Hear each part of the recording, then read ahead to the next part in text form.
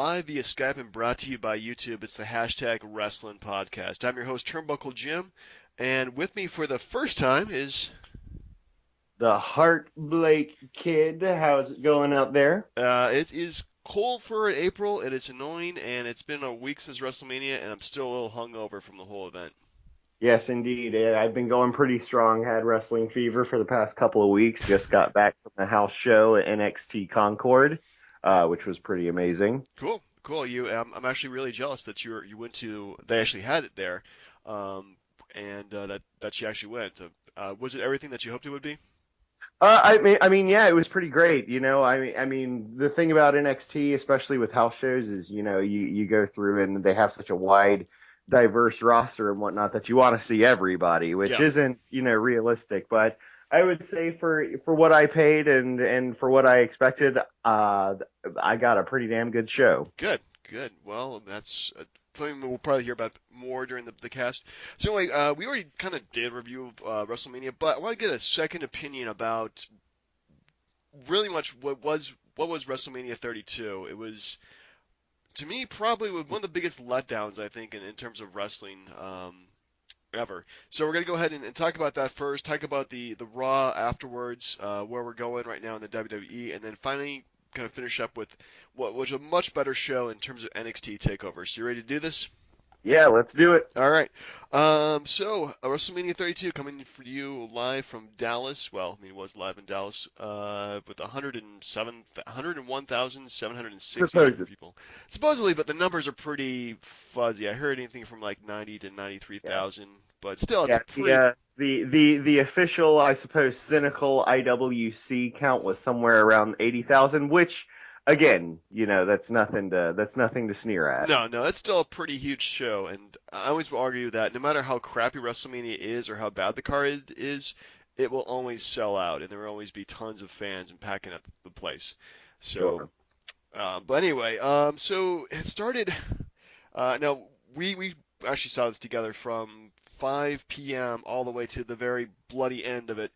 And so for the first hour, the pre-show is just the talking heads, Renee Young, Booker T, Corey Graves, and Lita. And then around like 5:50, they started doing the actual like pre-show matches, which I thought was kind of weird. Yeah, it was definitely interesting. I guess I don't know. I can't recall if they were airing, I think on USA the second half or something like that. For people to catch. I feel like heard them mention something like that, but I might have Yeah. misheard. Yeah, honestly, I don't know what was going on there. But anyway, so the first match they have, which only with a maybe even a quarter filled arena, is Kalisto defeated Ryback to retain his United States Championship. Right. Which I mean, I think no huge letdown or surprise there. I mean, Kalisto's going to hold on to the title until somebody Cena returns. He's a placeholder champion. I don't think they're going to do a whole lot of switching around with him. No, yeah, he's definitely a placeholder, and the fact that he keeps the belt is kind of beyond me. But yeah, I really could care less about either one of these guys, so Right. I'm not gonna cry about the outcome It, of it this match. seems kind of odd that they're giving Kalisto such a big push. I mean, I'm assuming because he won the Slammy for, I guess OMG moment of the year or what have you. And I guess, in their mind that means, okay, guys must really like this guy. So, why not? Let's go ahead and give him a title run. I, I think the I mean, reason, I don't dislike Kalisto. yeah, I think he's a pretty strong worker, and I mean, between the two of them, he who must not be named and Kalisto, I mean, there's definite. I think there are less visible cracks with Kalisto. yeah, that's true. Um, But yeah, I just really kind of feel that they're pushing him just so they can have an inroads in the Latino market and have a luchador having a title at this time and getting them sure, some some sort of venue. But sense of legitimacy. yeah. So anyway, uh, let's move on to the Divas match, which is the 10 women, or Yes. 10, no, not Divas anymore, they're 10 superstars.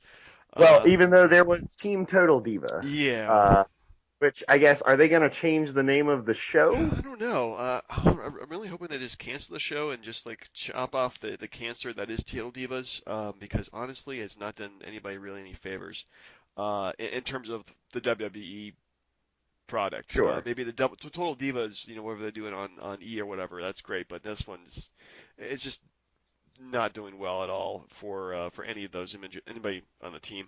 Anyway, so the team Total Divas: Brie Bella, Paige, Natalia, Alicia Fox, and Eva Marie defeated the team of Team Bad Team and Bad and Blonde, which I suppose was Naomi, Tamina, Summer Rae, uh, Emma, and Lana yep. making her in-ring WrestleMania debut, and I guess her in-ring debut period. If you don't count her coming out in denim and smacking a few ladies around now and then, I guess this was her full match. Yeah, and for what it wasn't horrible. They No, no, it, certainly not. No, I mean, there was a few times where everybody kind of brawled together, and the ending was good because Brie Bella apparently might be retiring or might have her last match, which is fine. Right. Kind of done with the Bella twins anyway, to tell you the truth. Yeah, I Go, mean they've just been an institution for so long, and I guess they were kind of like the only scene in the Divas uh roster right. for a while, at least as far as big name star power goes. But I mean, yeah, aside from things getting a little funky, which I mean you get in any sort of battle royale or 10 man or woman situation, there's just going to be a lot going on. Yeah. And let's face it, a great number of them in there aren't the best workers. Uh, so I think it was duly relegated to the pre-show. I'll say one of my takeaways comes from this match, which is I really, really enjoyed Team Bad and Blue's entrance attire. I know that's an incredibly shallow takeaway, but I think they presented a very good and cohesive sort of look with that. Especially they had kind of a super villainess thing going on, Yeah.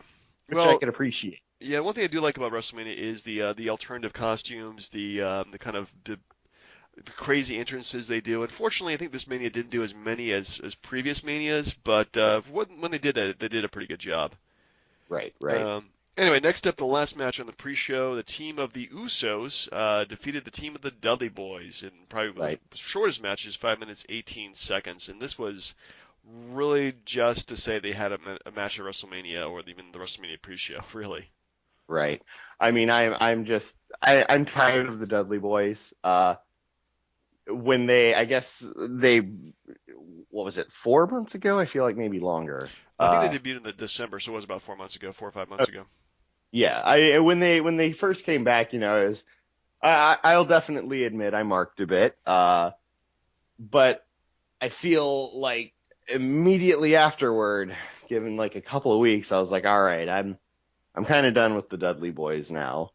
Uh, and I guess if they want to, what it seems like they're doing, especially with uh, situations that we'll get into later on in the Yep. podcast, I guess they're setting them up as sort of the like entryway monster heels for people to you know get a win over and kind of legitimize themselves. Yeah. Which in that capacity, that's fine, but they I guess we're going with some sort of storyline with them wanting to sort of cast away this image that the fans and the universe has of them, but then didn't end up doing that.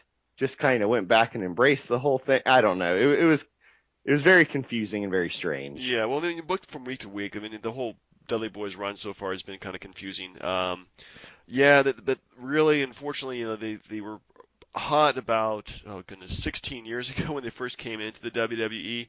And now Sure. they do feel like, and then they say they're not a nostalgia act, but this is what it really feels like the last team from ECW showing up.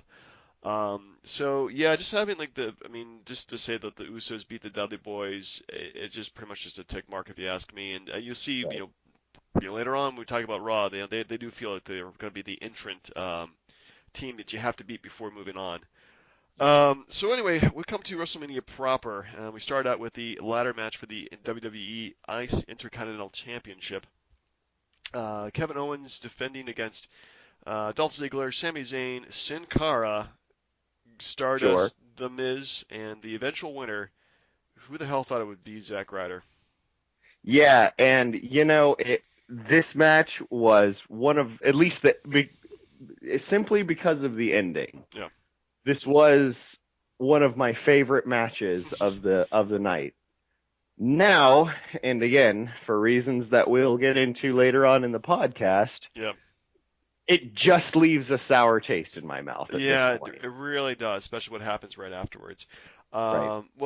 My biggest problem with this match is that there's like maybe two guys who actually had a storyline going into the match, which is Kevin Owens and Sami Zayn. And Sami Zayn. Everybody else felt like a placeholder. Anybody pretty much felt like they would not win the match except for those two.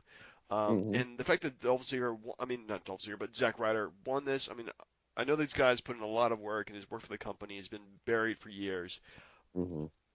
But he didn't have any storyline going into this. When he won, it felt like, well, holy crap, that was random. I guess anybody could win this match, and it just happened to be Zack Ryder. So good for him. He got the WrestleMania moment. But yeah, Right. anything afterwards just kind of sours the taste in my mouth. Exactly. And I don't know. I mean, I feel I like the ladder match setup. Hmm. It's there's the potential for a lot of great spots there. It's a very high impact, high tension match. It gets people prepped, and I think as an opening, it was a bold choice Yeah. to go with something like that for the opening. But I mean, considering how the rest of the show looked, not a altogether bad decision.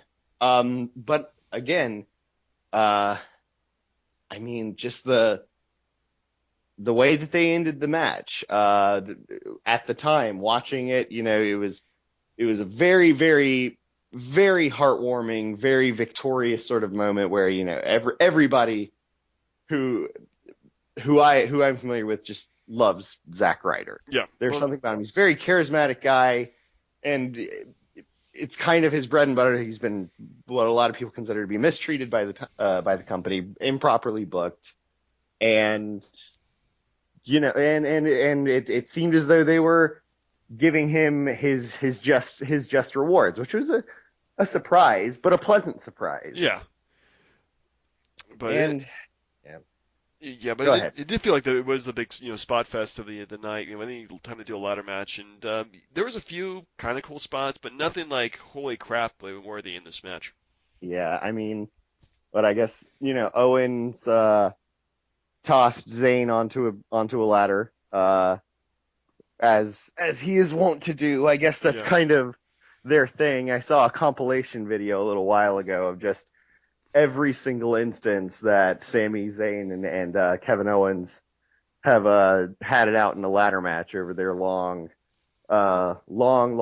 career with each other, and there's just several instances of them doing the same spot of Kevin Owens just tossing him over his back, boom, onto the ladder. And I don't know. You'd think Sammy's developing a bit of a callus or something on his back, so it shouldn't It shouldn't hurt it him at shouldn't all. bother him that much at this point. Yeah, it'd be But fine. but I mean, a decent match, entertaining match. It looked as though they were going to give it to the Miz for a little bit there, which would have been would have been an unpleasant surprise. Yeah, that would have been really, really crappy if they gave it to him then. So, But but yeah, definitely probably one of the best matches of the night, which is actually saying something. Well, actually saying nothing because really there wasn't too many great matches in this card at all. right, So moving on, we have for the umpteenth time, Chris Jericho versus AJ Styles, with Jericho picking up the victory. yes. And I mean, you were present Yep. for this. Very very strange for me because I am a Chris Jericho fan, Hmm. have been since the Attitude Era. I never caught much of his WCW stuff, but I did follow him pretty strongly since his debut, since he debuted in the WWE. So I was pleasantly surprised with it from a fan perspective. Right. From a booking perspective, it seems kind of odd, especially because it looks as though they're just kind of abandoning this feud that AJ doesn't seem to be going to get his comeuppance. He's kind of moved on to other things. Yeah, that's what it kind of feels like. It's kind of like just gave up the whole damn thing. And the fact they didn't do any kind of special gimmick with this match, I'm kind of surprised because they last pay-per-view they wrestled each other in a regular singles match and different Right. outcome, but now it just feels like they just did a WrestleMania match. It probably not their best match they've done either. There was tons of No, no. sloppy spots and just I don't know, I'd say poorly done. It's just not done as well as they've done it before. It seems tired. Yeah. Like they could have tightened the bolts a bit. Yeah, so hoping that they move on. Well, they actually look like they're moving on from AJ versus Chris Jericho, moving on to bigger and better things. Right. Anyway, next up, speaking of bigger, but probably not better, the League of Nations, team of Sheamus, Alberto Del Rio, and Rusev with King Barrett defeated the team of the New Day, Kofi Kingston, Big E, and Xavier Woods in a six-man tag team match. Not for the belts though; it's just a regular tag team match. Yeah, very odd. But I mean, first of all, let's talk about the elephant in the room, which Yep. was the one entrance this WrestleMania I was that I legitimately felt was a proper spectacle. It really was. Yeah, that was probably one of the actually probably the best entrance of anybody in the entire roster, really. The Right. Bootios. Yeah, and I mean, my 12-year-old self, who at that point in time in my life, the two biggest influences in my life were probably Dragon Ball Z and wrestling. And Combine them to together. imagine that the twain would ever meet, like that it would get that mainstream that people would be able to make those references and not and have it be completely understood. And hell, Right. we even got to hear Michael Cole say the word Vegeta, which was very strange. But hey, at least we got it. Yeah. Well, Um, this is the second year in a row with a Dragon Ball Z reference at WrestleMania. it is, it is. I actually thought about that the other day. I guess Yeah. Ronda Rousey was wearing a Vegeta T-shirt He was last over year. 9,000. Yeah. I'm surprised they didn't. That seemed an opportune moment for Xavier Woods to cut some sort of promo about the attendance and whatnot. Yeah. I'm kind of surprised it actually didn't go like full on, bit more gimmicky in terms of using the Dragon Ball Z Right. costumes, like using. Well, I mean, I don't have to go into a whole bunch of Dragon Ball Z references, but yeah, it Right. felt Right. they could have done more with that. Yeah. But At what? least to acknowledge it, Yeah. but or not. I mean, they seem to know what they're doing, and it got a pretty big got a pretty big pop. True. I'm wondering how they got into the damn box. I heard that There's they actually they snuck in from the side and then That's fell what I over. figured. Yeah, Yeah, so it wasn't actually like anything really. They weren't actually in the box and then it fell over and then they yeah. sure. That would just be weird. I had all these thoughts in mind that they couldn't that maybe they were supposed to like burst open from the box, but they couldn't get the front to burst So open, they so just they were fell over just the side. inside panicking and finally knocked the thing over and released. That could have been a horrible accident Yeah, involving the giant box of Bootio cereal, which would have gone down it in would look booty. WWE history, I'm sure. It certainly would have. Yeah. But thankfully it did not. Now, as to for the rest of the match, I suppose. Yeah, again, odd that it wasn't for the title. Very odd that it wasn't for the title. Yeah. Especially on WrestleMania. But again, and this is further something we can talk about later on down the line. The tag team division just not looking very strong at the moment, or at No. least as far as WrestleMania at the time of WrestleMania. No, only like Um, two big tag team matches, and yeah, like most of the tag teams they brought in, like Lucha Dragons and the Ascension. I'm trying to think of other teams too, but yeah, they all look Los pretty weak right now. Matadores, I don't even know if they're around anymore. I Who's haven't that? seen them. Los Matadores. They're getting repackaged as Puerto Ricans. Oh, okay, sure. As something, I guess, are they going to be Puerto Rican stereotypes this time? I guess so. I mean, they did a kind of a promo on Raw if you missed it. But yeah, they're gonna be like from Puerto Rico, and they look like they're just gonna do Carlito all over again, which is Oh, yeah, well, there's that. yeah. Anyway, Anyway, yeah. So League of Nations defeated New Day.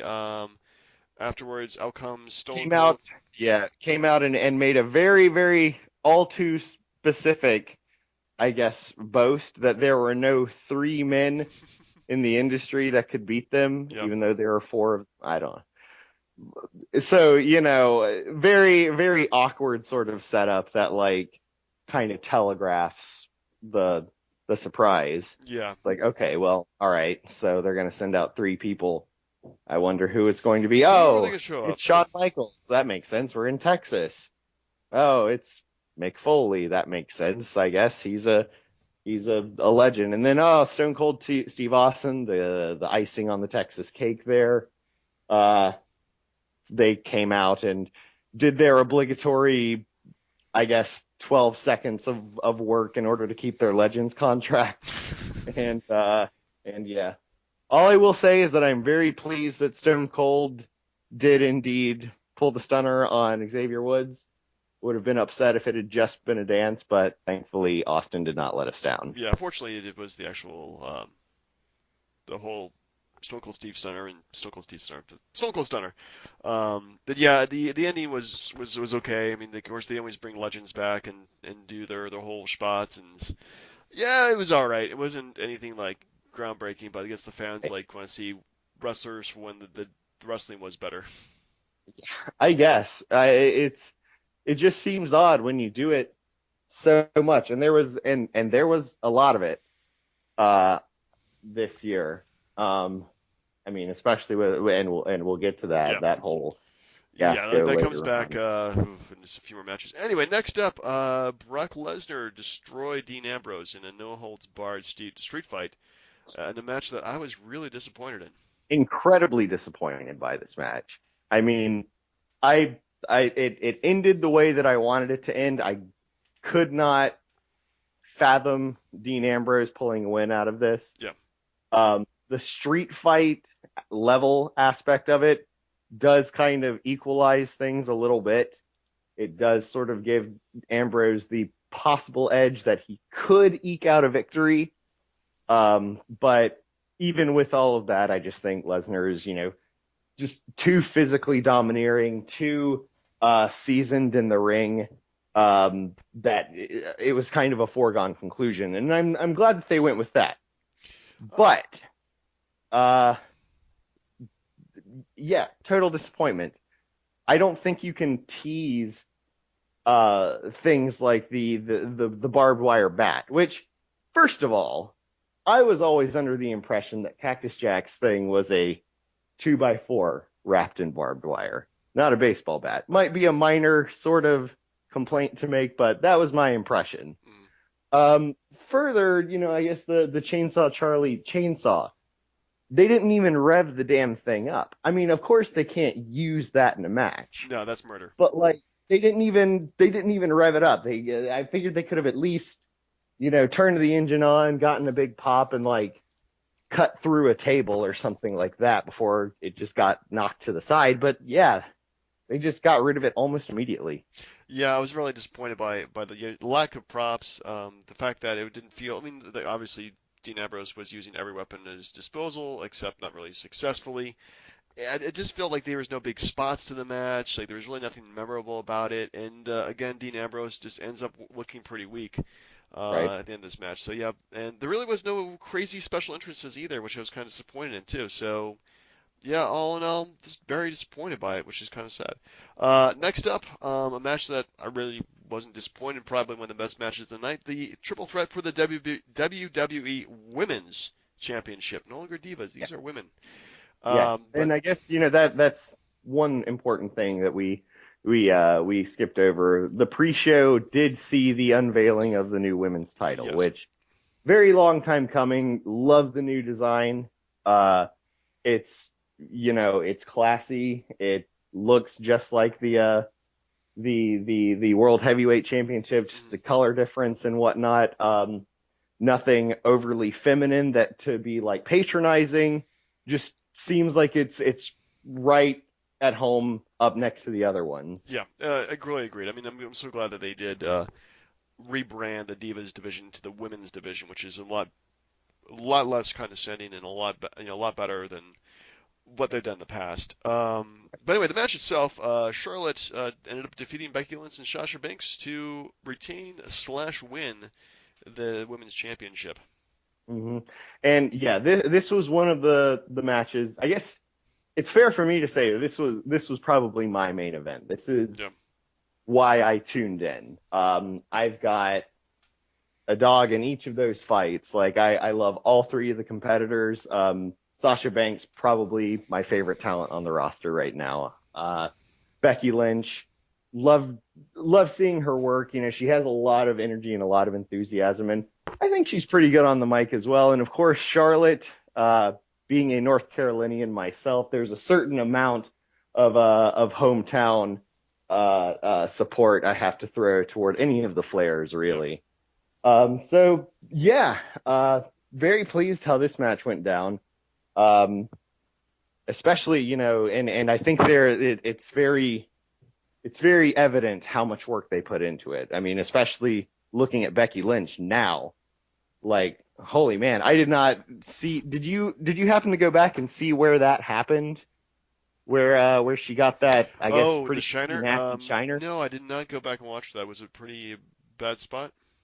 I didn't catch it myself. I need to go back and sort of pinpoint where it happened. Yeah, But yeah, I mean, I think just that in and of itself just shows a pretty big testament of just how hard that these three in particular work for the craft. yeah. I mean, I think that the level of wrestling is definitely well it improved a lot in NXT is really where it kind of got a lot better, and they brought up Paige and she worked better matches, but she really doesn't have any competition to do it the level she did. And honestly, like this is probably not their best match. Like they had better No, no. matches in NXT, but in terms of the rest of the product at WrestleMania, I thought this was probably easily a contender for the best match, Well, which is they saying a they lot. just they had something to prove Right. is the thing. Like it's the first match under this new branding, this sort of sense of legitimacy that they want and that the fans want,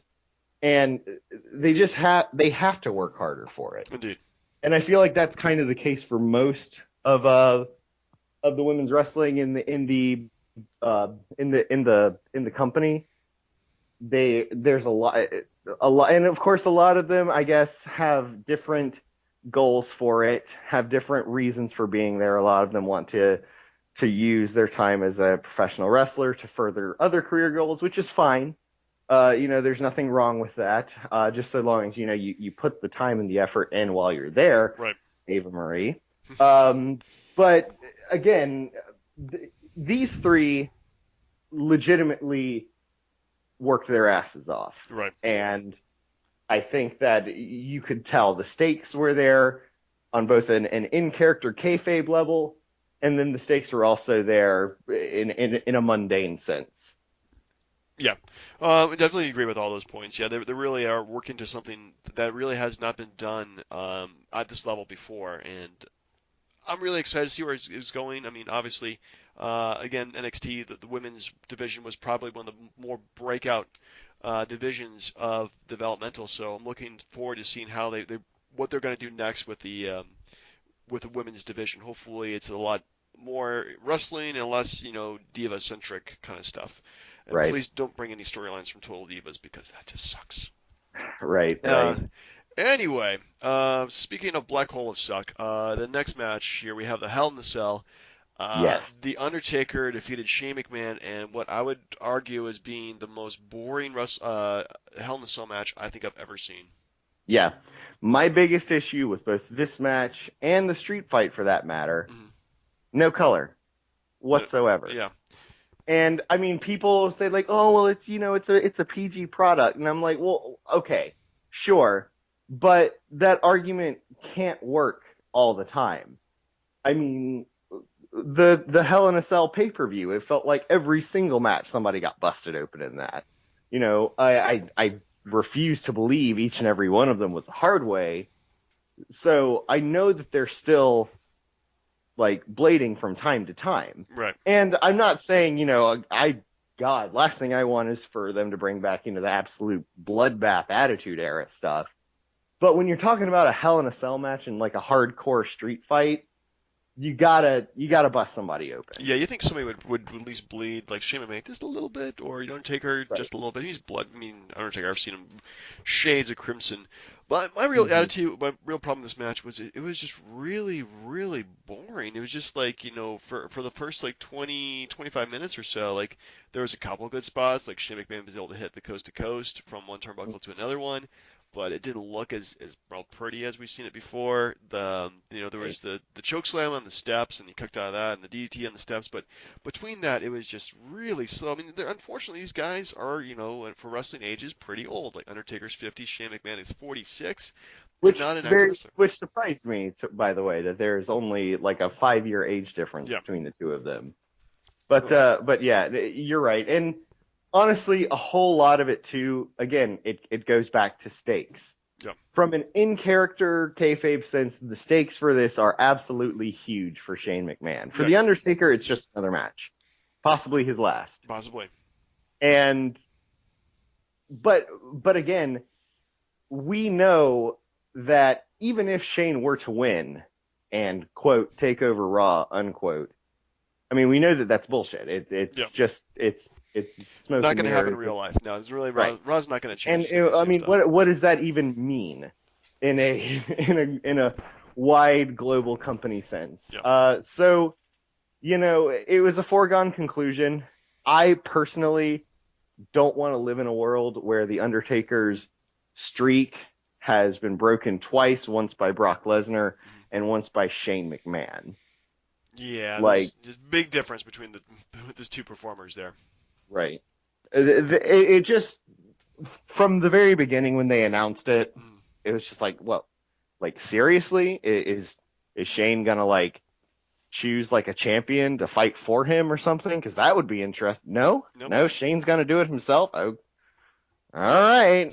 I guess it'll be entertaining to see, Shane get the hell beaten out of him. Yep. But I mean, yeah, it was exactly what you'd expect. Yeah. Undertaker, hobbled out there for the usual 6 minute intro and did a couple of spots. And I mean, giving the devil his due, not to beleaguer a pun here, I'm referring to Shane, but you know, giving credit where it's due, the spot from the top of the cage was pretty impressive. That was. I mean, granted, that kind of that.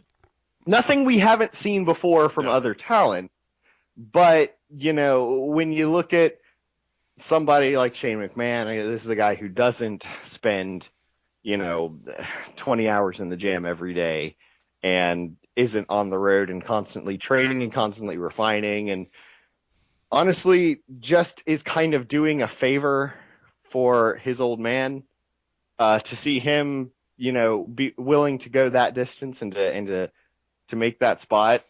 I thought was pretty impressive. Good on you, Shane. We like you. You can stop this Yeah. now. Yeah, you can do one big spot, and that's about it. And honestly, I'm surprised he didn't kill himself doing the match, but at least it didn't end in a heart attack. This is Um, true. yep. Anyway, so next up we have the 20-man Andre the Giant Memorial Battle Royal. Would you want me to go through all the competitors in this match? I mean, why bother? Yeah, true. True. I Well, mean, let's talk about the surprise entrance, I suppose. Shaquille O'Neal. Yeah. See that coming? All right. Well, Why that let's came. start. First of all, Diamond Dallas Page Yeah, came out. good to see him. Pretty good pop. Completely underutilized. Yeah. Also, Tatanka, he didn't get a surprise entrance, but he was just Yeah, kind he of just kind there. of showed up there. People were like, "What? Tatanka's in this match? How? When did this happen?" So Right. that was kind of a little bit weird. Um, and yeah, that was pretty much the big three in this Yeah, match. yeah, yeah. And Diamond Dallas Page, does this thing. Shaquille O'Neal as well, which Yeah. what a strange choice to make. Yeah, I guess I just wanted to see Shaquille O'Neal versus the Big Show at some point. So that's, Why? Like, it's it's Vince McMahon. He's a big guy. We got to put him in the match. right. I mean, I don't know. Shaquille O'Neal will It probably be in the just Hall of Fame next year. I don't know. right It before feels. Dennis Rodman, Ooh, noted WCW talent Dennis Rodman. Dennis Rodman. Uh, Yeah. But Anyway, so the winner at the very end was Baron Corbin Baron Corbin, from right? NXT. Yep. Say what you will about Baron Corbin, at least this was a good way to give him a push immediately and actually use the Battle Royal for what it's was used for. Because the last two winners were Cesaro and the Big Show, and it did absolutely nothing for them. Right. Rumor has it, I guess, it was apparently supposed to be Neville, Huh. um, which, sure. Why not give him another useless accolade instead of a title? Neville's got plenty of those, I guess, at this point. Um, Probably would have preferred that. I don't really like Baron Corbin, uh, I'm not his but biggest fan either, but I do like that they're using this to push him into the spotlight. So good job right. there. If they do what they did last year or last time, and it just kind of becomes a little feather in your cap that doesn't mean anything, and then hey, I guess that's fine too Yeah. for me anyway. It's less I get to see of Baron Corbin. But uh, yeah, I thought this match was going to be cut. It seems such a weird place to put it. yeah. Uh, I in the guess yeah, but they wanted to put it between the two biggest matches. So, but this was like almost like an hour between the matches too, which is crazy. They right. had this, and then they had the whole Well, yes. Let's get right to that then. the Rock shows up. The Rock burns, Okay. like sets his Well, name on fire. let's break this down. Yeah, The Dallas Cowboy cheerleaders come out and do a legally safe 30-second cut to, I guess, was it Thunderstruck or some AC/DC yeah, song. something like that. Um, Either that or shoot to some Iron Man song. I don't know. Yeah, But they come out, do their little routine. Sure, okay, it's Dallas. Then The Rock comes out, waves around what we thought was a T-shirt cannon. hmm I was like, okay, well that's pretty cool. When's he gonna use it? He's just kind of waving around with it. Oh, it's not a T-shirt cannon. It's a flamethrower, and he's using it to light a sign of his name on fire. And this whole process took easily 12 minutes. yeah. It was a long, long time. It was not quick. So then The Rock goes in, cuts a promo, tells everybody to pat themselves on the back because WrestleMania sold out, gives the numbers, the official numbers, how accurate they may be, we don't know. And then things start or seem like they're going to start to get interesting. Uh, Camera cuts, does the little Wyatt interlude, and somebody who I was very surprised was missing from the card entirely. Bray Wyatt and the Wyatt family make their entrance. And I guess he spits a promo at The Rock. The Rock spits a promo back, which very strange for The Rock, for his character. Like, he got almost this kind of baby face, like, you have the ability to reach all of these people and you're using it for evil means and stuff like that. And it just seemed very, very odd. Uh, and then, of course, it ends with the Wyatt family jumping him, and The Rock, hits a couple of rock bottoms and whatnot. Cue do do do do, Do, do, do, and do. Yeah, it just wouldn't be WrestleMania without John Cena. showing I up. was I was pleased when this happened because I could tick off the final box of okay, now this is out of the way. Yeah. We don't have to deal with it anymore. John Cena's come back, and I he comes out. I guess does the five knuckle shuffle because that's all he can manage at this point. He looked fine, looked in pretty good shape. The commentators were very, very clear, however, to state that this was not a return. He should not be here. He's still very, very much not medically cleared. And then that was it. Yeah. The Rock and John Cena shook hands and beat up the Wyatt family because that's what they're here for, is just to be beat up by people. And that was it. Yeah. Well, it didn't do any favors to Bray Wyatt at all. About a a 30, maybe 35-minute long segment. And this is already like, well, he started coming out like I think like 15 minutes till to 11. So we're just like, Right. We're like, how long is this what? thing gonna last? Right. So we come to our, oh my goodness, main event. Yeah. Roman Reigns defeated Triple H for the WWE World Heavyweight Championship. And man, well, I already kind of destroyed Roman Let's Reigns in the let, previous. let let's talk of the high points. Say what you will, as ridiculous as it was, Stephanie McMahon's little promo she cut, Yeah, great heel moment, and my God, how true, because for the past 3 hours or so, we had been watching just the absolute crappiest WrestleMania. And basically, like, her whole thing was that she was like, "Whatever, we own you. You'll watch tomorrow." yeah, that's And true. I mean, it's true. Uh, Sad but so true. that was cool. Triple H's entrance was cool with his little skull minions, of which Finn Balor, I suppose, was one of them. Uh, Neat little bit of trivia there. Yeah. I'm sure like a lot of the other NXT folk were also dressed up in the little skull masks and whatnot. I'm just not sure who. And then Roman Reigns, his music hits, and almost immediately they cut those mics. Their hands are hovering over that button, just ready to cut those He mics. got And they booed did, out of the building. and it was awkward. Yeah. I'll be honest with you. I don't remember anything about this match because I had just checked out so much at this point. Yeah. This is probably my 20th beer of the night, I think, by this point.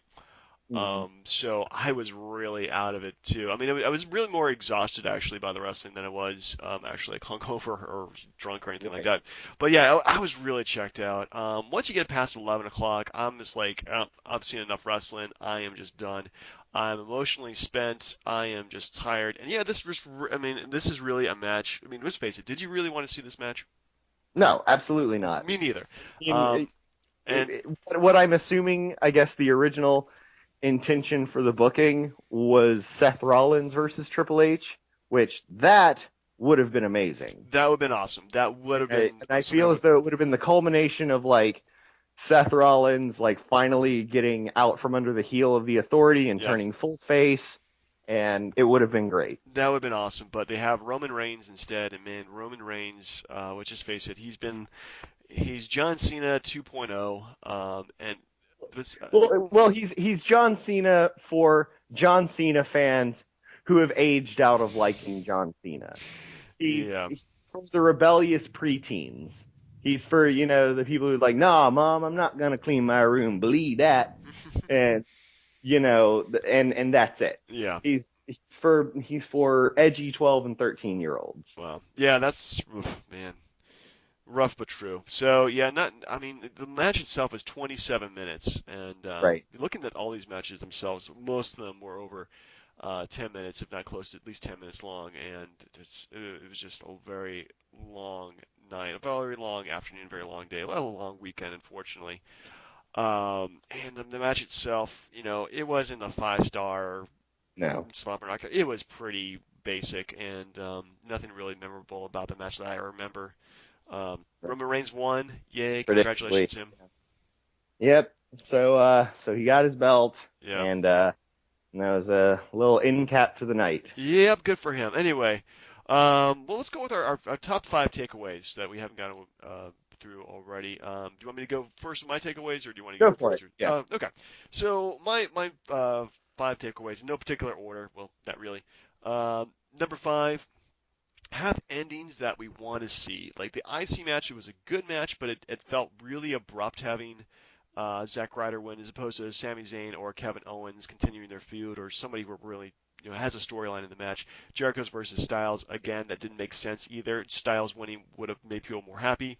New Day versus League of Nations, for example. Why not have the New Day win? They don't lose anything by winning the match, or by losing this match. So Sure. it just didn't make any sense to me at all. Like there was no Like coordination. to at least have them lose the titles. Right. Like I don't want to see the League of Nations as the tag team champions. I feel like they could have a good heel run with it Right. and possibly be used as I mean, because let's face it, the New Day are full face now. But yeah, they pretty much are. And then there's really no League of Nations and Now, maybe why not just like legitimize it, give them like because everybody likes to see the New Day. They're funny. They, but there's only so far that funny can take you. yeah. And I feel like giving them, a goal to work towards, something to struggle with that the audience can get behind, would kind of elevate them from just this like sort of like joke, meme spouters to legitimate like legitimate fans pulling for you faces. True. Very true. And yeah, so those endings really it kind of made it really. I don't know. The booking just seemed really weird for those matches, and for most of the other matches too. I honestly didn't get like a single match right at the end. Right. It was just pretty horrible. Anyway, so I did like the number four. I did like the women's division replacing the Divas division. It's a much more respectful um, Mhm. connotation, and it feels like it's actually like wrestling now as opposed to this cat fighting, which is what the Right. division has become. It's actually a wrestling product, which is great. I love that, and I'm hoping that they actually do more with like the women's wrestling as opposed to just like have them do like one match a night. Maybe Right. even like a tag team division for them. We'll have to see. Mhm. Yeah. Number three, don't have a show that goes as long as this did. This was a freaking marathon. In the end, I was exhausted. I was just, and it wasn't like great stuff either. A lot of it was just, just there just to like have a tick mark, and it was pretty long. They really just they could have Right. trimmed out an hour from this, and I would have been much happier. And not do the Well, pre-show for an hour, 2 hours either. yeah, and I mean, comparatively, I think SummerSlam was 4 hours this year, Yeah, it was. and I did not feel that time with SummerSlam. No, SummerSlam actually had a good variety of matches and actually had like the matches itself were pretty well done. So I had no problems with SummerSlam being as long as it did, but this one it just felt like there was so much filler to it, and there wasn't like some matches just went on forever. Like the Shane McMahon versus Undertaker, they could have done this in about 2/3 of the time, half the time, Yeah. and been Yeah. much better. Number two, actually have overall good wrestling matches. They had like the only like one-on-one match besides the main event was AJ Styles versus Chris Jericho, and I could have felt that they would have been better if they Sorry, had. Matt. Go ahead. Are you all right? Yeah, go ahead. Okay. They actually had like good wrestling matches, which they've been doing quite well within the pay-per-views. Actually having like decent like lengthy matches that showcase the wrestling, as opposed to this. A lot of these matches were uh, I don't know. This didn't feel like wrestling matches. They're more like what I call like sports entertainment matches. So they Yeah. didn't really produce that well. And number one, kind of my overall feel of the show is that I know everything's bigger in Texas, but bigger is not better when it comes to WrestleMania. You don't need to have it for 7 hours long, including the pre-show. You don't need to have a total of, I mean, official and unofficial 12 matches between the pre-show and the regular show. You don't need to have Yeah. these matches go on forever. You could have, trimmed a lot of it and just have it just felt like they could really have, they actually sat down and um, thought about what they're putting out there in terms of the number of matches, who is in these matches, what are the endings going to be, and trimmed off quite a bit from it and don't have the overrun. It would have been a much better show. So honestly, at the end of the day, I would say that WrestleMania 32 was probably going to go down as, in my book, like one of the worst like three WrestleManias of all time. Sure. Sure. Well, as far as my takeaways, Yeah, there's going to be some carryover here. Number five, um, absolutely great what they're doing with the women's division. agreed. Yeah, Uh, so long as they do something with it, I really would love to see the beginning of like a diverse reason for feuding, aside from this person's the champion and they don't deserve to be a champion for whatever reason, and I'm going to take it because, I'm a bitchy girl, which seems like uh, most of their feuds. yeah, And, again, devil's advocate, it's not as though a lot of the like, male feuds are any different. no, But from time to time, you do get a pretty like legitimate emotionally charged feud, going on through there. Um, I don't really see that in the Divas division, or I guess the women's. Well, at the time, I didn't really see it in the Divas division at all. Even like what I feel in the most emotionally charged feud of recent memory, as far as I'm concerned, Sasha and Bailey. Even that was still a sort of, you don't have what it takes to be a champion because, you're an ugly girl and I'm a pretty girl or what have you. Even that, it still couldn't really get past that same sort of trope that women are just kind of backstabby, Yeah. which hurts in the long run. Um, Number four, yeah, I the thing about WrestleMania is that it's your chance to do something crazy and over the top. And again, aside from the Boodio cereal, the fact that Charlotte got uh got fireworks and Sasha Banks got Snoop Dogg, not a lot of crazy entrances uh at all. Yeah. And again, this is sort of people's opportunity to kind of let their flag fly and get crazy with it. And in the end, especially for something a company that's so obsessed with their social media presence and whatnot, moments like that I feel are much more digestible and shareable and whatnot, as opposed to, well, what I'll get onto later on down my list. Number three, uh, good swerve with Zack Ryder. I would like to see more of that in general, just sort of these like way out of left field decisions and victories and defeats and whatnot for that matter. I mean, again, it's a little bit soured now, but I have faith in that in the future. But yeah, I would like to see a lot more of those sort of victories down the line. Number two, and this really to me is like one of the biggest ones. Do we really care that The Rock is going to be there? Is that going to sell it? Is that going to sell tickets? Like, it seems so strange to me that in the weeks leading up to WrestleMania, we got an awkward, forced cell phone video from Dwayne Johnson, like in between his reps at the gym, I guess, talking about how he was going to be at WrestleMania. It was the bumper on every single one of those horrible Flow Rida song commercials that The Rock was going to be there. And I don't I don't know if this is just Vince being out of touch because The Rock was such a big draw in the day. Mm-hmm.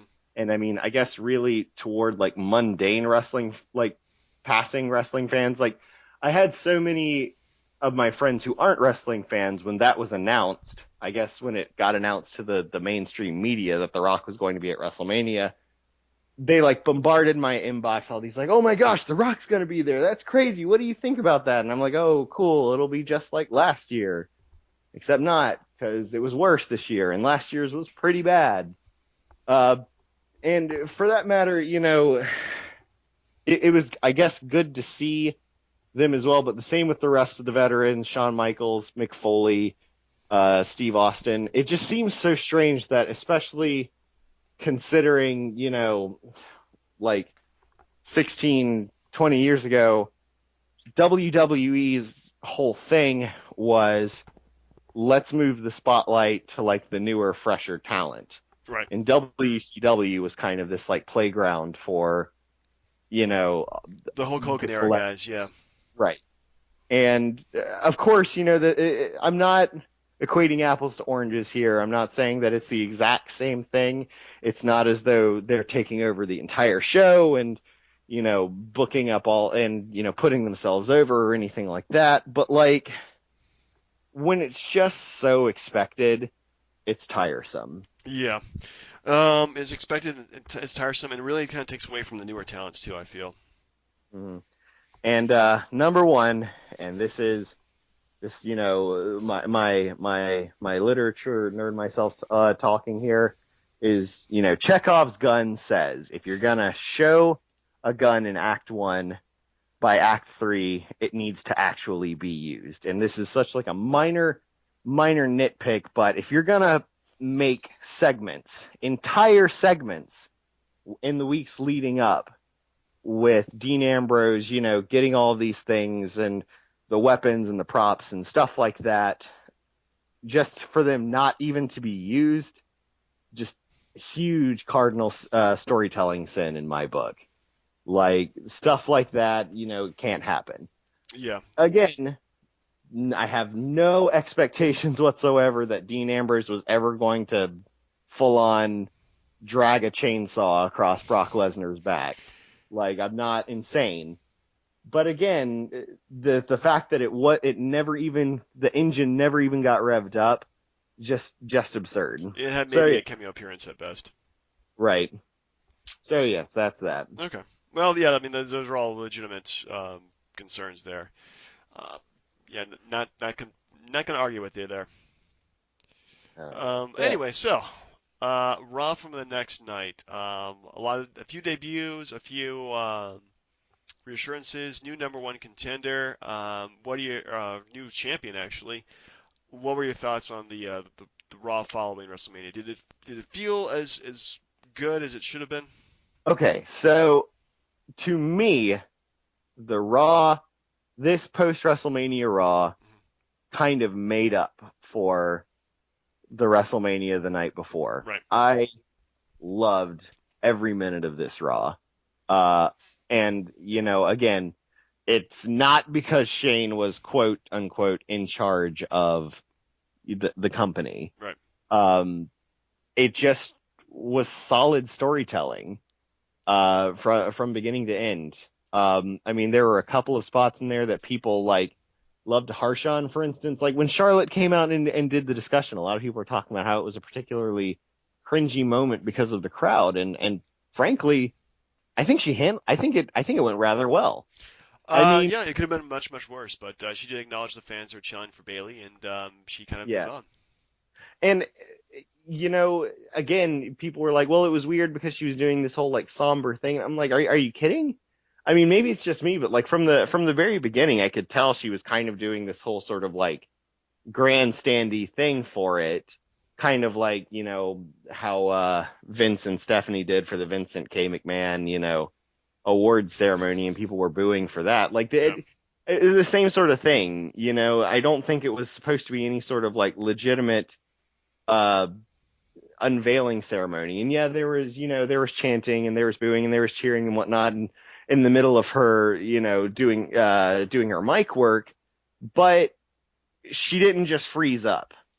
She rolled with it, and I mean, again, it's a post WrestleMania Raw, Yeah. so that's not an easy thing to do, to just kind of keep going through it. Yeah, and I did like the fact that Some of the most seasoned guys get taken aback by just how intense that crowd can get. yeah, the crowd itself. I mean, I did like the fact at the beginning they're like, yeah, the crowd's gonna be different than we're used to because it's all false Yeah. smarks. Yes, And yes. internet worse than computers. That I was like, oh my god, they're full on acknowledging this. Yeah, because Which at this point means that in future years it's only gonna get worse because they're legitimizing the whole, the Raw after WrestleMania is when all the smarks come out and it's crazy. Like it's only just kind of solidifying it even further. So we have that to look forward to next year. yeah, we do. But at least the booking will stabilize and the fans will be more local. We can Um, assume. yeah, but what do you think of the debuts the next night? They had Apollo Crews showing up, beat up Tyler Breeze, Enzo and Cass show up again. Baron Corbin has a match with Dolph Ziggler. I guess he's in the main show now too. Hmm. Do you feel that it was a lot of guys at once, or do you feel that their introductions were okay? Yes. I starting, from the beginning, I love Apollo Crews. Yeah. I think this guy in 2, maybe 3 years, I would love to see him with the title reign. I think he could do it. He is a sincere and totally believable and likable face, which is rare. Yeah. He's he's not only like a face. He's like a baby face. He's Oh yeah. on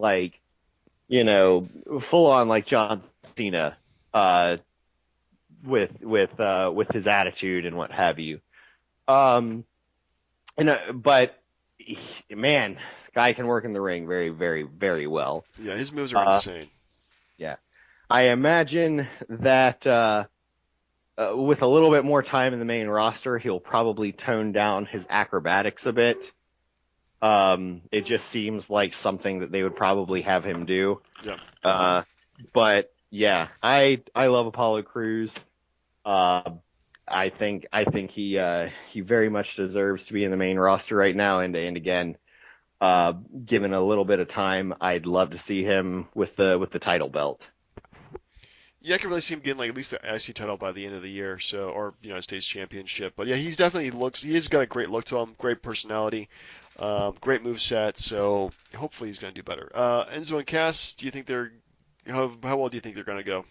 I mean, I love Enzo and Cass as well, and frankly, guy works the mic like nobody's business. Right. Like people have been quoting, his promo to me all week. I'll put your lazy eye back to work, now fall back like your hairline. Just like complete, complete crushing zingers.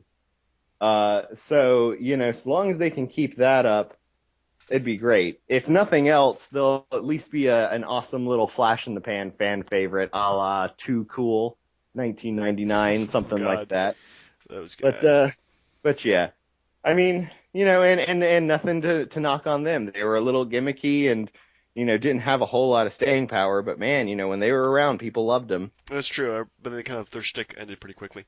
Right. But yeah, I'm looking forward to Enzo and Cass. I like them in NXT. I'm hoping that they do stay around. Enzo, I think, is probably one of the best talkers they have, Hmm. and which unfortunately they're kind of lacking right now. Guys who can do good live promos. So Yeah. let's see. But yeah, With overall, I mean, what do you think about the ending with AJ Styles becoming the number one contender? well, before we get to that, I want to acknowledge, and I know this is jumping ahead a little bit Yeah, to SmackDown later on in the week, but this is just an instance of an introduction, a post Mania move up that did not go so well. I don't know if you happened to catch I SmackDown. watched about half of SmackDown. Are you talking about the VOD villains?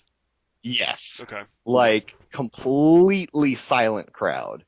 I don't think that these guys gimmicks will work in the main roster, which is a shame. I like the angle. It's goofy. It's fun. I don't think it'll work in on the main stage. Yeah, it's one of those things where it only kind of works so well in a smaller audience. Those guys were red hot though when in NXT Brooklyn when they won the takeaway Oh yeah, yeah.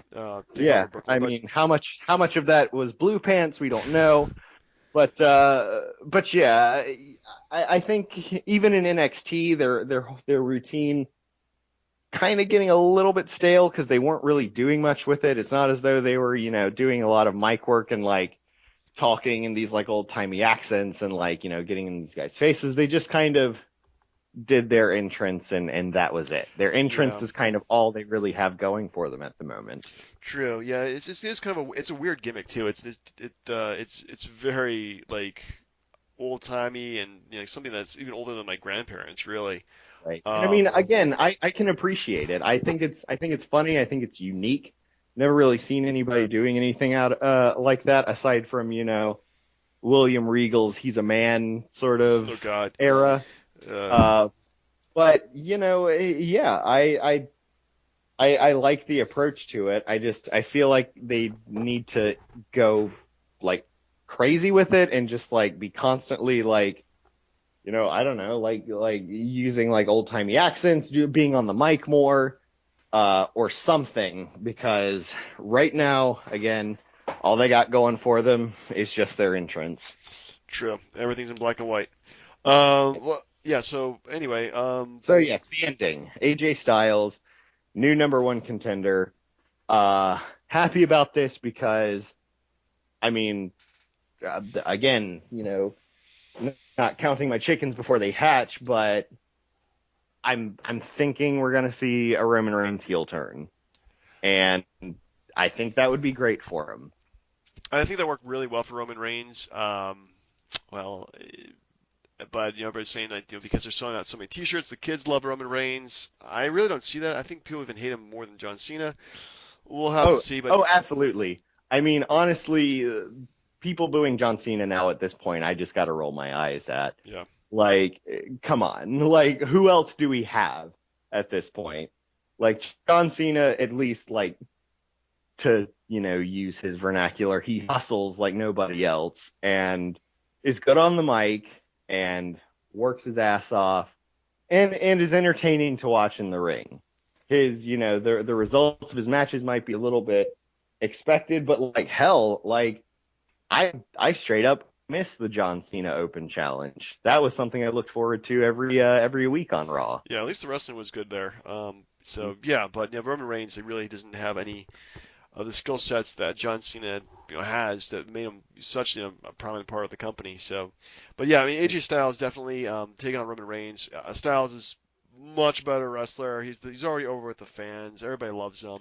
Yeah, I'm intrigued to see I mean, obviously Styles is not going to win the match, but we'll see what happens. Maybe maybe there's going to they throw caution to the wind.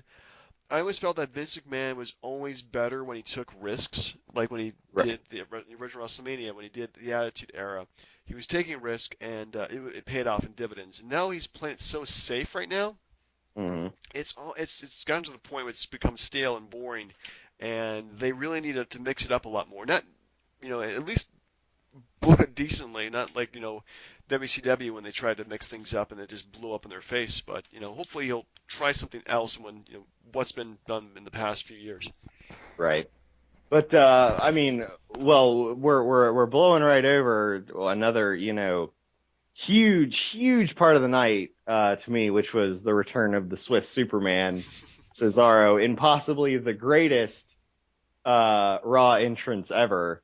That, and again, this is what I'm talking about when I'm like social media, craziness, things like that. Like I have seen that GIF of Cesaro ripping his suit off He probably came about a out in million stripper times at clothes, this which is point. hilarious. Right. And I mean, like, good Lord, the girly pop that was received after that was deafening. Yeah. But yeah, like very, very happy to see Cesaro back as well. Any of those people winning that number one contendership, I would have been happy with. True. But yes, but we must also talk about the low point of the evening, if not from a storyteller perspective, at least from a fan perspective, which is the Miz beating Zack Ryder one night after he got the title. Yeah. Talking about a short reign, it's just one night and he's done. That was very, very disappointing that they did it so quickly. But maybe if they have some kind of feud over the belt, that would be I mean, interesting. maybe I was hoping that we would see like a him invoking his champions rematch clause at the next pay-per-view and we'd get something great there, but he did that at SmackDown already. And I was expecting they were going to do some sort of Alberto Del Rio, Kalisto sort of flip-flop back and forth sort of thing. No. But no, The Miz seems that he is a champion and will be for some time, which Yeah. is something. So Yeah, so that was there's probably that. yeah that was definitely the most disappointing part of the evening right there. I mean, that definitely took away from everything that was done the previous night. So Right. very sad by that, but Well, we can only hope if they turn it into a storyline, that's great. If they're just kind of using Zack Ryder as like a little butt monkey for like a particularly cruel joke, then that's gonna suck. it really will. I'm hoping that he does stick around in the bigger scene too, as opposed to being done superstars or something like that. Yeah. But anyway, yeah, but definitely a night filled with tons of new stuff, progressing storylines. They're moving forward, which is good. Starting new storylines. Yeah, no Dean Ambrose, no Triple H, no Stephanie McMahon, no Brock Right. Lesnar, no Paul Heyman. But for what they had, I thought it was great. A much better show than WrestleMania was. Because WrestleMania, I think they just kind of like bit the bullet, said we will do as best we can, and they'll move forward Right. from here.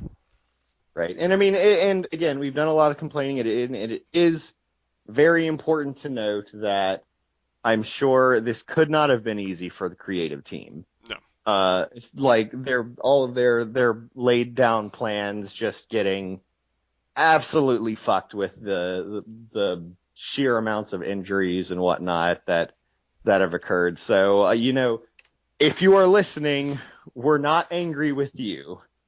We understand this was a bad situation for It really everybody. was. It was like the freaking like body bags amount of injuries. It's just ridiculous how many people were hurt before that. So, Right. I guess what they did. I mean, they had a lot of stuff they had to do, and they could only do so much. So yeah, good kudos for them.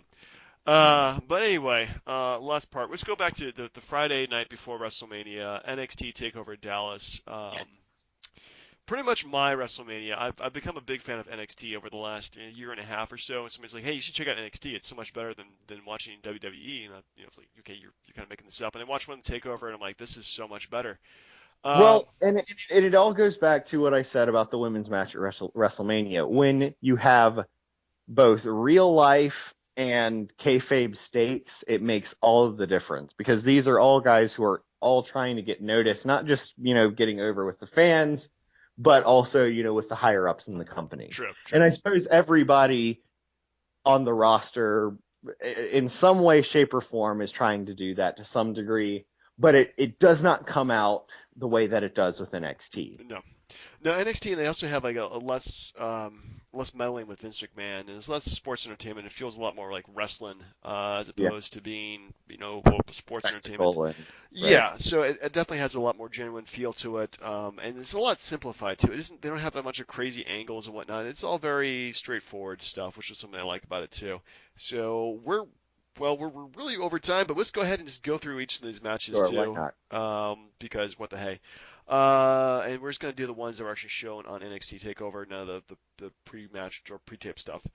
Right. So first match was team of American Alpha, Jason Jordan and Chad Gable defeated the Revival, Scott Dawson and Dash Wilder for the I NXT mean, Tag Team Champion. strong, very tight work. Not an awkward moment in that match. Very Well, well done. the only match I remember that I think was when the Revival tried to do like their finishing move, and Ah, that's right. That's it right. was really botched. Like Yes. everything else was I crisp. I can't believe yeah. I I foot in my mouth for that one. Yeah, that is very true. But but but again, these are four very very talented guys. So, when it's stuff like that, it's hard to hold that against them. true. But yeah, I mean they're really. I mean I like the history about these teams. The Revival, they kind of came out of nowhere. They used to be kind of called the Mechanics, was their unofficial name, but they're Yeah. very old Yeah. school, Art Anderson-esque. Like they Right. love doing those kind of heel. They'll do anything to win. They'll fight dirty. They're brawlers. American Alpha. They're more. They have this amateur wrestling background and they use it really well. And they just have like such like enthusiastic personalities, especially like Chad Gable. This guy Yeah. came literally out of nowhere, but has just been so like well. His movesets, his wrestling's become a lot better. His promos have been really great, and there's like the team that everybody expects to win ended up winning it, so it felt really great. Great way to Well, end well, the I great match. really, I really like American Alpha because with Jordan and Gable, Mhm. you get the sense that these guys like each other, Yeah. and that's very, very important.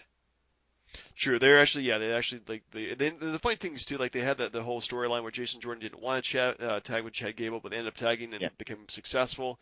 So just having like that kind of like friendship and develop on the story in the storyline too, I thought was really great.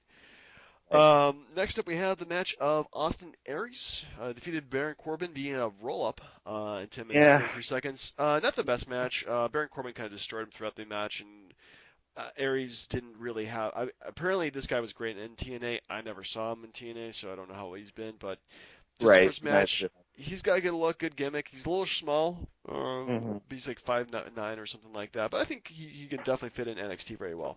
Sure. Sure. Yeah. I mean, not too much for me to say on this match. I'm not a Baron Corbin fan at all, Yep. and I've not followed Arn Anderson, or sorry, Austin not Arn. Aries, the other double A. Yes. And not really followed him very much. So, it was kind of a good let me check my cell phone match for me. So I Mm-hmm. guess it had that going for it. But I got to see Austin Aries this Thursday. at NXT Concord, and definitely very, very, very talented. Indeed. Who did he wrestle in Concord? Oh gosh, I forget because he's not a very present feature. I will get back to you on that. I'm All gonna right. have to. Is it just like a jobber that they have, or No, no, no, no, no. He seemed to, have a bit of a following. hmm, And I mean, you may have heard of him. I'm I'm pretty I'm sure I just not have. too terribly familiar. Manny Andrade. The name kind of sounds familiar, but I really can't pick them out. Anyway, next up we have pretty much the match of the weekend. I mean, this is definitely probably the one of the best match of the year easily. The debuting Shinseki Shinsuke Shinsuke Nakamura. Nakamura. Yeah, the Yeah, user silent there for some reason. Shinsuke yeah. Nakamura defeated Sami Zayn, and holy crap, just like a really well done match. Absolutely. Like everything from, uh, from Shinsuke Nakamura doing his whole like sort of weird willowy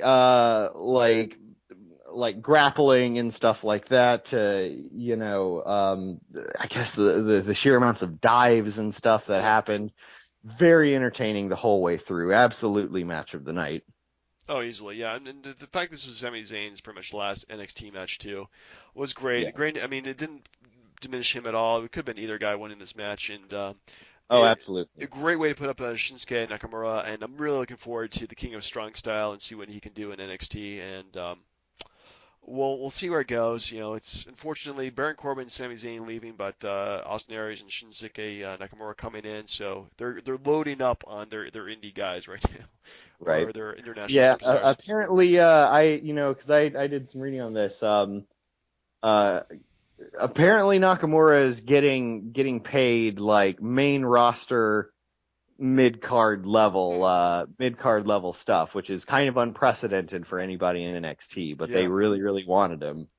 apparently they did. I mean, one thing that NXT I think has been doing really good has been their recruiting. You know, this all this high profile talent from Samoa Joe, Finn Balor, Shinsuke Hmm. Nakamura, Austin Aries, all these other different guys who have been successful around the world but never been in WWE, and putting them together. I mean, it feels like the best indie show possible. Hmm. Next up we have the women's championship match. Asuka Yep. defeated Bailey via submission, I but pretty much mean, Bailey just yeah. passed out. Undefeated streak continues. Yeah. Again, pretty good match. Nothing really to complain about here. I like both of these competitors, so I was pleased to see the title change hands.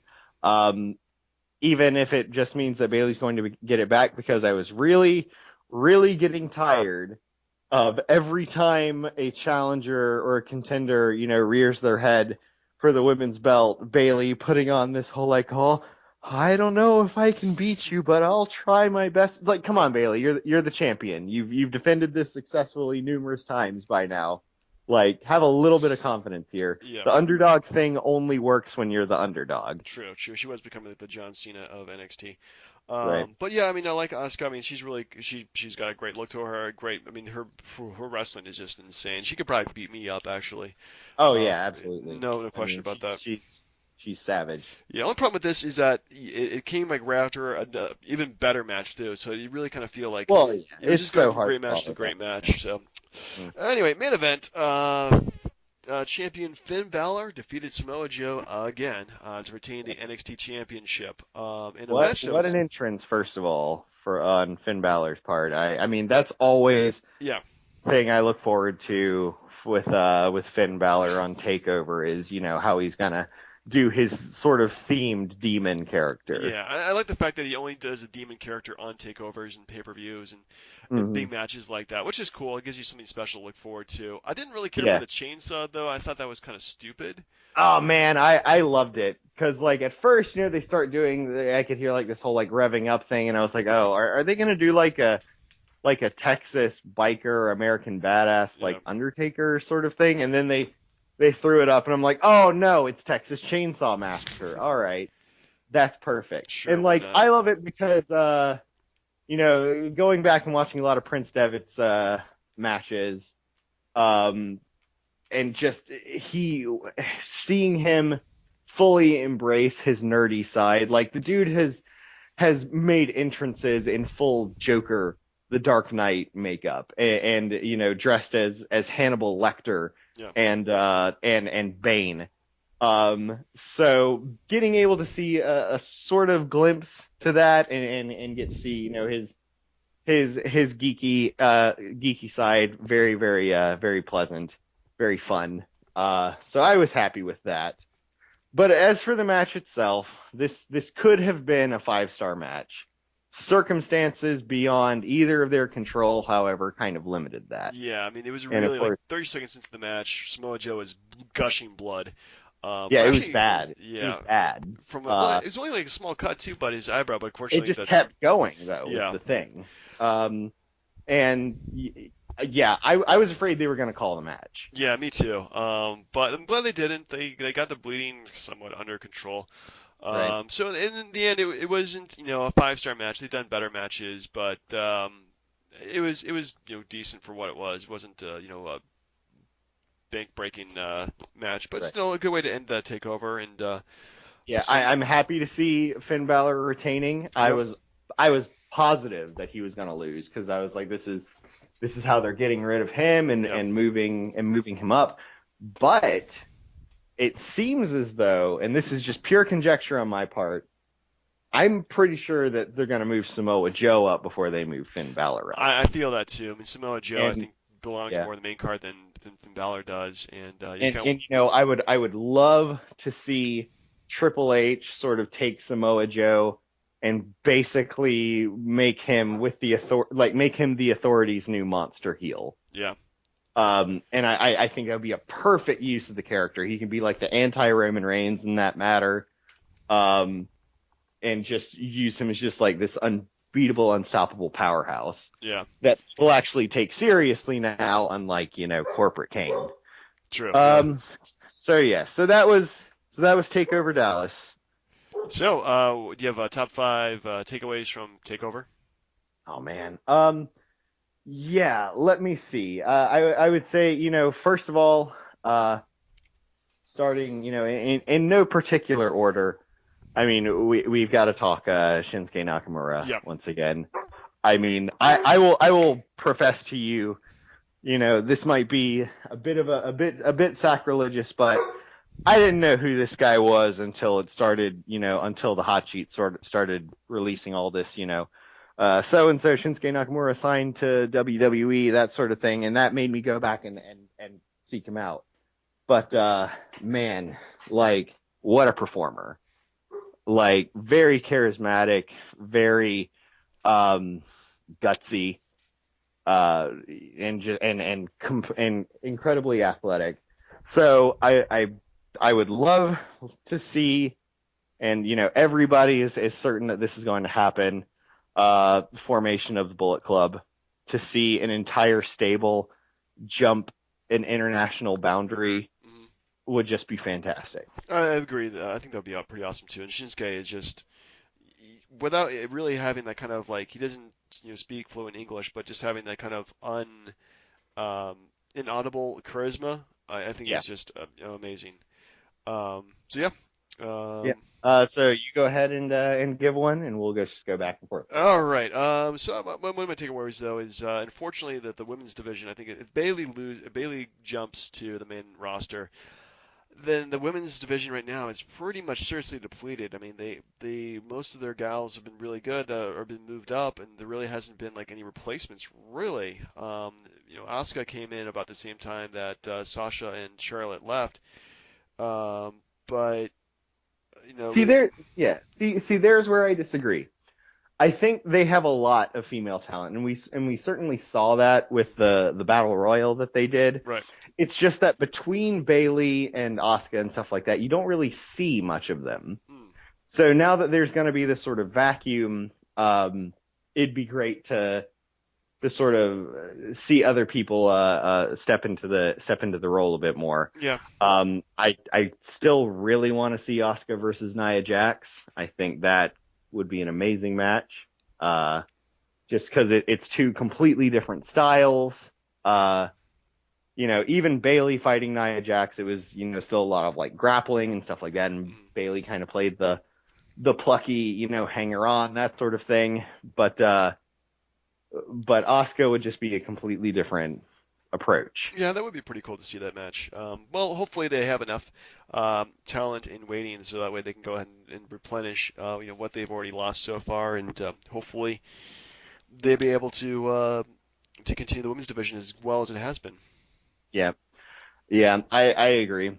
But yeah, I think be very interesting to see. This weekend we got to see at Takeover Concord, we got to or NXT Concord rather, um, got to see Asuka versus Peyton Royce, Okay. who I'm actually a pretty decent fan. I've only seen her, job a couple of matches, but I like her character for what it's worth, whatever it may be. She's got an interesting aesthetic to her, and her in ring work is good. It's developmental good.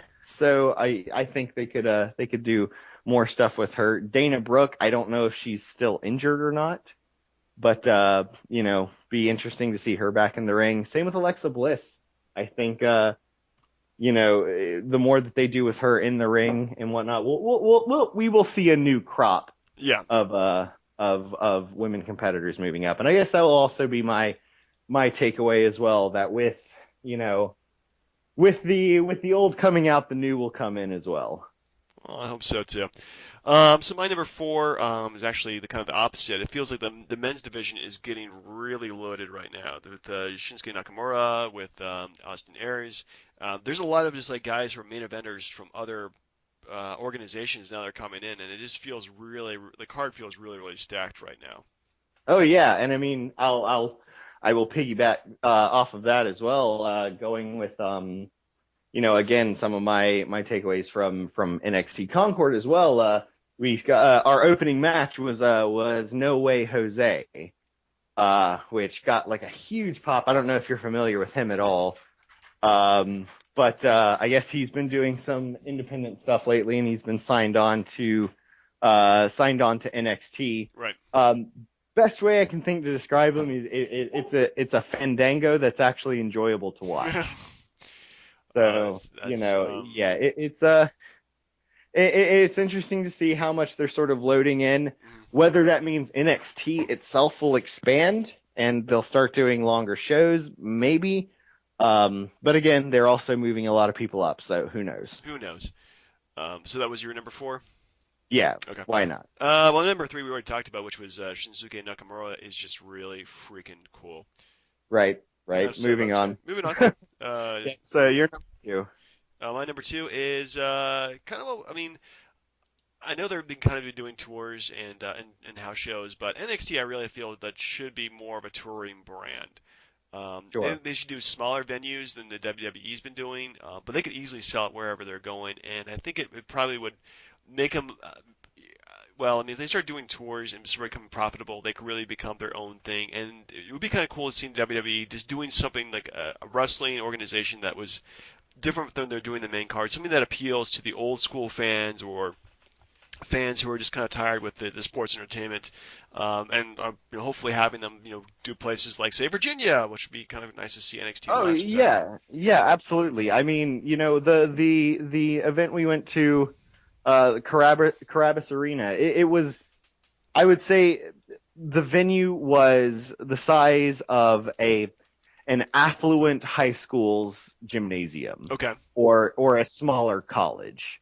Like, not a huge amount of space, but right, again, perfect for what they were working with. yeah, So yeah, I agree. I'd like to see them doing more stuff, and I don't know as far as hours, what of it would be televised. They did have, Corey Graves' little brother came out and kind of gave us some like cues, and then they had the cameras, kind of pan over the audience a bit. hmm Like, he wanted us to get like an NXT chant, right. things like that. So I don't know if they're just probably compiling that stuff for, social media or for some sort of compilation video. or some sort of like breaking ground style, behind the scenes show. Uh, but it seems as though, they've got most of the stuff with them when they travel for these house shows. So yeah, why not just, make it a full on televised show? Well, you're number two, sir. All right, my number two. Uh, let's see.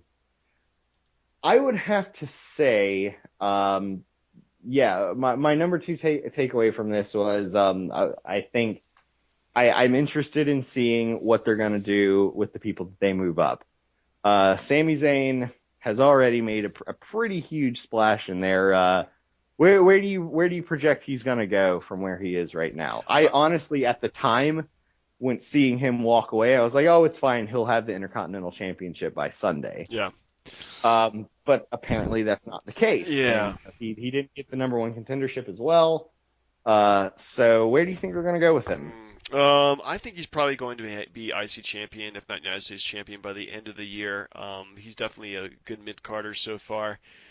Main eventer, maybe. Let's see how much they want to invest in him, or in. Unfortunately, him and Kevin Owens are so linked together right now that you always kind of feel like they're always going to be perpetually feuding or teaming up or doing something with each other because in real life they're best friends, which is kind of nice. Right, So I don't really don't see. I mean, it's kind of there's so many ways he can go from here, but I think he's going to do well. right. So at And least I two mean, good matches. I foresee that they're gonna move Samoa Joe up before they move Finn Balor up. I mean, Finn Balor seems pretty comfortable where he is, Yeah, and I mean, I'm a huge Finn Balor fan, so I can certainly see him moving up to the main roster and just like Kevin Owens style, probably even more so, just meteorically, just like hitting the top yeah. immediately. The guy is talented enough and charismatic enough and works hard enough and is sincere enough that I think he would I think they push him really really hard, really really fast, which is good. I mean, it could be worse. He could be Neville at the moment. Yeah, Neville, poor um, guy. right. Anyway, so yes, your number two. Actually, this is my number one. All right, Yeah, we're going to the let's go with that. number one. All right. So number one, I'm really feeling that they should stop. I mean, this sounds like a horrible thing to say. They should stop doing takeovers the week or the weekend of their big events like SummerSlam or WrestleMania because it makes them the main event or the main event, but the main card matches or event just seems so lame in comparison. Hmm. I mean, honestly, NXT was 100 times better than WrestleMania was, and it was a bit smaller, but it just felt, I mean, honestly, like a much better show. Well, here's my question to you: Is Yeah. it could it possibly be because your expectations are lower? Hmm.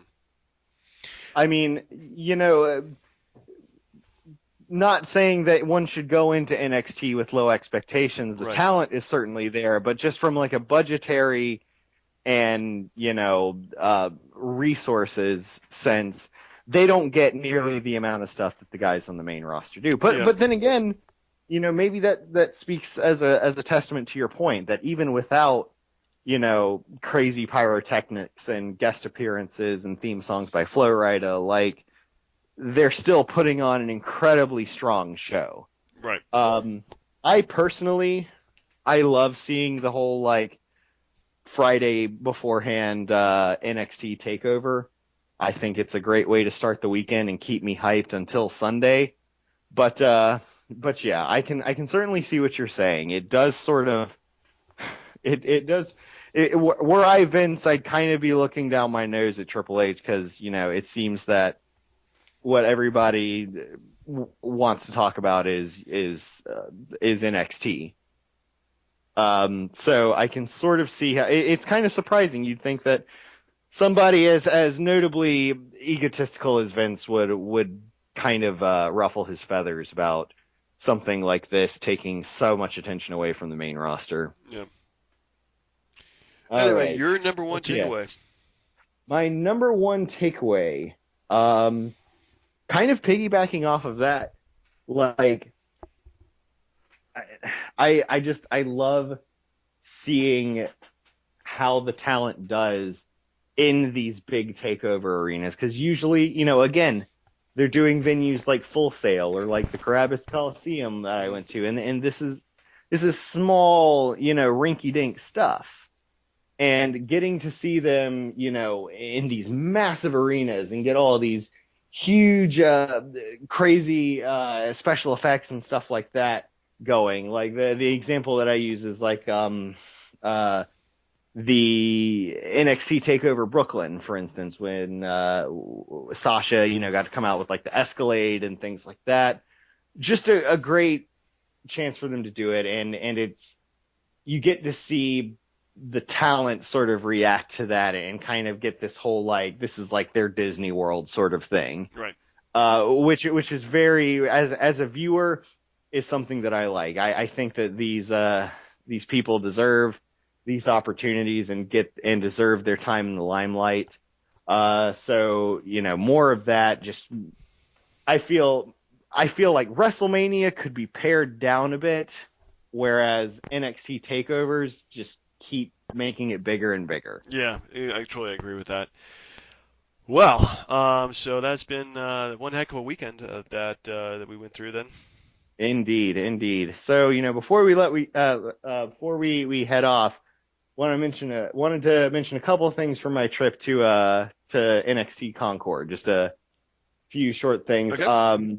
Yeah, it was overall really, really great night. I'm not going to bother going through the entire card, but I do want to list some highlights. Number one being the main event, being a tag team match between Finn Balor and Shinsuke Nakamura versus Ty Dillinger and Baron Corbin.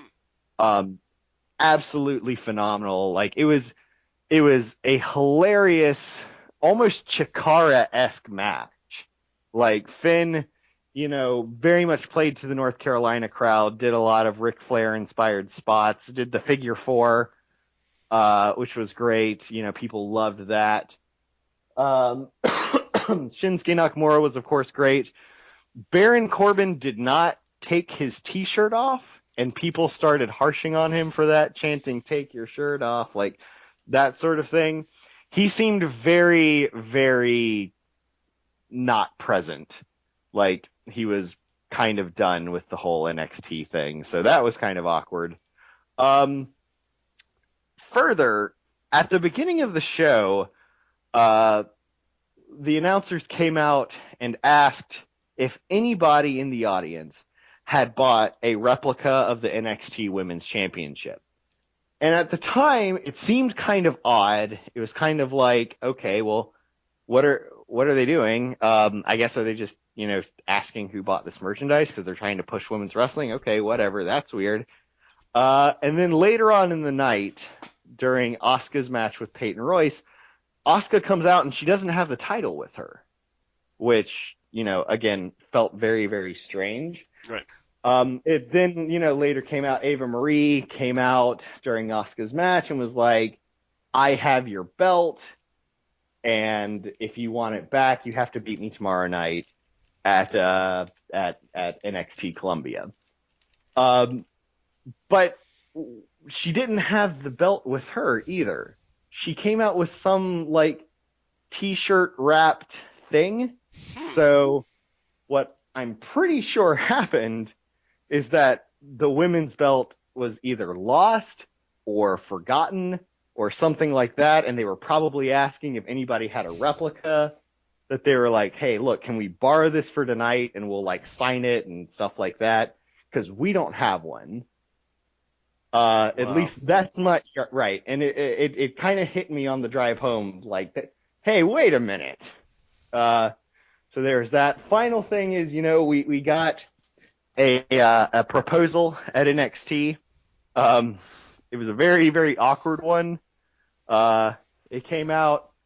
He sort of explained, he's had a relationship with his girlfriend for a while. It started over wrestling. They have a child named Roman, based from Roman Reigns, and the crowd just lays into him. It just like booing him so loudly. When he pops the question, everybody starts chanting, "No, no, no." And I mean, she said yes, which is good, but Yeah. oh my God, I was like hiding my face during that. It was awkward. Yeah. Sounds painful. So, so, to the happy couple out there, if you're listening, congratulations, but seriously, you called your child Roman?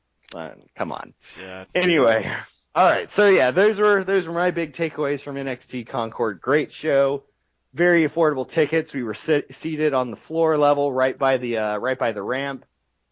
Great times had by all. Excellent. Well, I'm glad you had a good time, and hopefully they'll be coming around my neighborhood pretty soon too. So. Indeed. All right. All Well, right. thanks for having me. All right. Thanks for being on the podcast and reviewing WrestleMania with me as well. I guess we'll see you before or after Backlash. Yep, sounds about right. Or This is Payback, the or heart. what do they call it after WrestleMania? I think it's payback. I think it's I don't Payback know. too. Backlash Yeah, or Pay Backlash. payback lash. Who knows? Yeah, they're changing the names so much. Anyway, for the hashtag Wrestling Podcast, I've been Turnbuckle Jim. This is the Heartbreak Kid.